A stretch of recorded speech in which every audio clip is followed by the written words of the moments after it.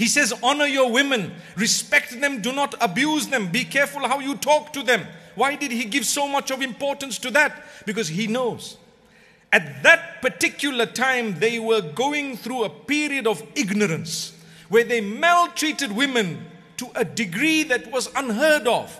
He came in and he had, I wouldn't like to call it the guts and the courage because he was a prophet of Allah, but he stood firm.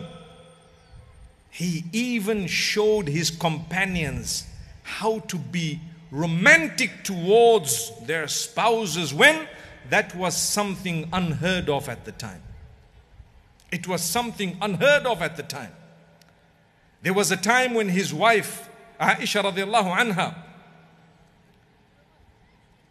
wanted to move from one camel to another because of how slow the camel was.